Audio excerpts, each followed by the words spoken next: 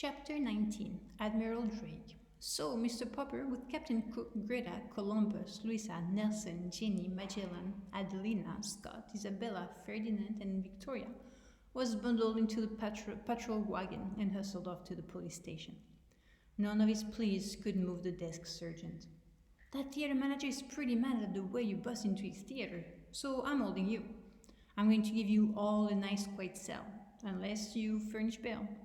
I'm putting the bill at $500 for you and $100 for each of the birds. Of course, Mr. Popper did not have that much money about him. Neither did Mrs. Popper when they telephoned her at the hotel. The hotel bill was paid for several days ahead, but she had no cash.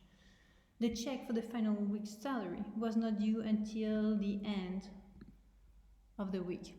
Indeed, it now looked as if the Poppers would never see that check, since they could not get the Penguins out of jail long enough to put on their act at the Royal Theatre. If only they could have got in touch with Mr. Greenbaum. Mr. Popper knew that kind men would have got them out, but Mr. Greenbaum was somewhere in Hollywood, out on the Pacific coast, and the Poppers had no idea to reach him. It was very dull for the birds in jail. Wednesday came, and there was still no word from Mr. Greenbaum. Thursday, and the birds began to droop.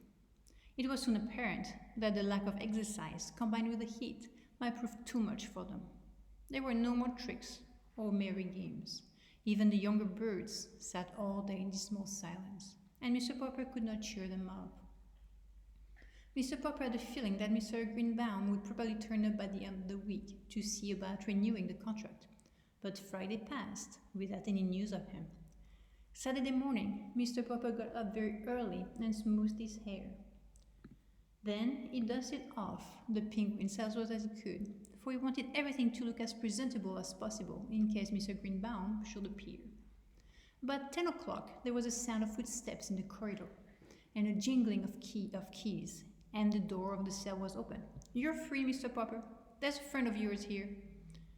Mr. Popper stepped out into the light with the penguins. "You're barely in time, Mr. Greenbaum," he was about to say.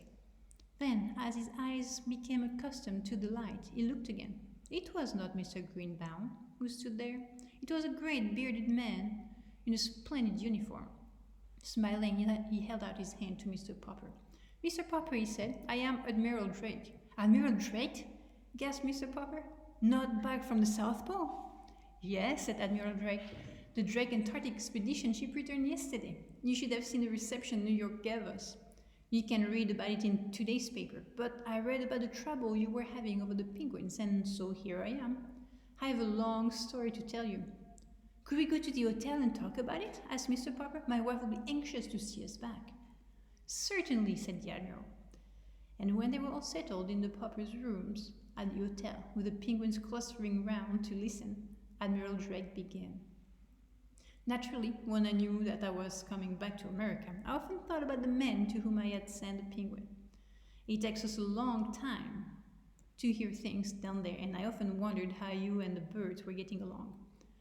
Last night at the mayor's dinner for us, I heard about the wonderful trained penguin act you had been putting on all over the country.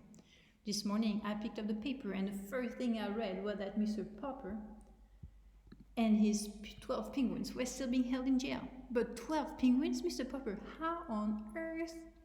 Then Mr. Popper told how Greta had arrived to keep Captain Cook from being lonely, and how the little penguins had grown, how the clever little band had saved the day for the Poppers when things looked bad.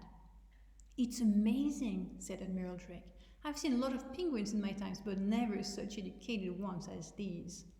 It certainly shows what patience and training can do. But now to get to my real point, Mr. Popper, you probably know that I have explored the North Pole as well as the South Pole." "Oh yes," said Mr. Popper respectfully. "I have read books about both your Arctic and your Antarctic expeditions." "Well then," said the Admiral, "maybe you know why we explorers prefer the South Pole." "Could it be on account of the penguins, sir?" asked Jenny, who had been listening very hard. Admiral Drake patted her head. "Yes, my dear, those long polar nights get pretty dull when you have no pets to play with. Of course, there are polar bears up there, but you can't play with them. Nobody knows why there are no penguins at the North Pole. For a long time, the United States government had been wanting me to lead an expedition up there for the purpose of establishing a breed of penguins. I must come to the point, Mr. Popper. You've had such remarkable success with these birds of yours. Why not let me take them to the North Pole and start a race of penguins there? Just then, Mr. Greenbaum and another gentleman were announced. They shook hands all around and were introduced to the Admiral.